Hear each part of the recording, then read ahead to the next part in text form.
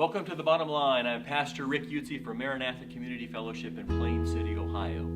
Hey, scientists have discovered how much exercise you need in order to slow down your heart's aging process. And actually, it's minimizing the stiffness or hardness of your arteries. And so there's really good news and bad news. One is, the good news is that you can actually do something to slow it down. The bad news is how much exercise you need to actually accomplish that goal.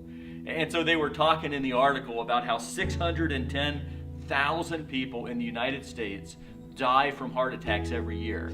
And that's 25% of all deaths in the United States. And so they were studying the arteries of 100 people who have died and looked at their exercise habits and found out how stiff the arteries were. And what they found out is that the really important thing are the big arteries in your chest around your heart.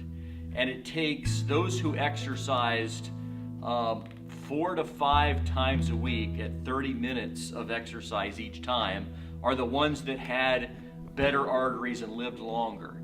And so, that really is good news. If you want to increase your longevity of life, you can try and do that by getting exercise, which keeps your arteries from hardening. And as I was thinking about that, the Bible tells us about hardening of hearts spiritually.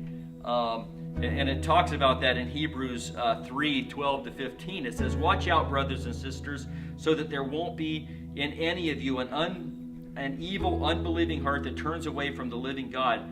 But encourage one another daily while it is still called today, so that none of you is hardened by sin's deception." And it goes on and quotes from the Old Testament in Psalms, "Do not harden your hearts as in the rebellion." As in the children of Israel when they were wandering through the wilderness, they hardened their hearts. They were deceived.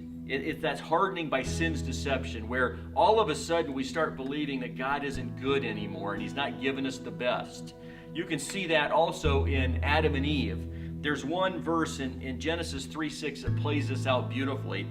The serpent had come to Eve and had told her, did God really say this? Did God really say you're gonna, die? Do you really not have to eat from all that fruit? And so he's twisting God's word, and there's deception there that starts this process in Eve's heart of doubting God's goodness.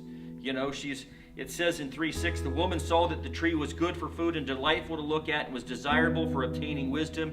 She took some of its fruit and she ate it." And so all of a sudden there was this desire, right? She was deceived. There was this desire. She saw that it was good, meaning that God was withholding good from her. She took it. She ate it. That deceit, that desire led to her taking the fruit, becoming disobedient. Her heart was hardened against God.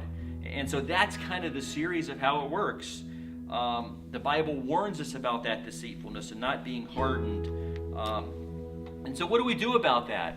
In Timothy, God says that training of the body has limited benefit, but godliness is beneficial in every way, since it holds the promise to the present life and the life to come.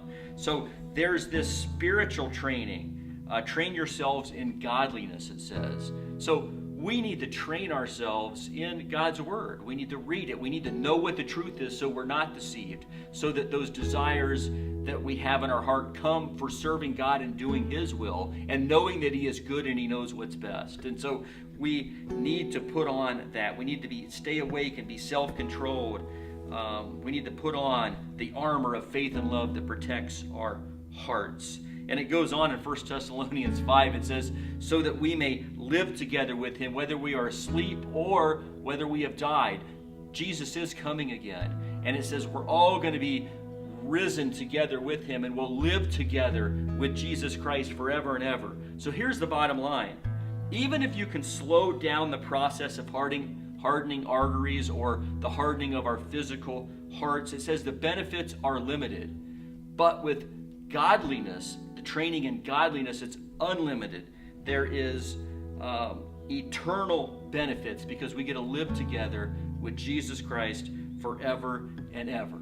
So let's practice that and understand that having softened hearts toward God and His desires.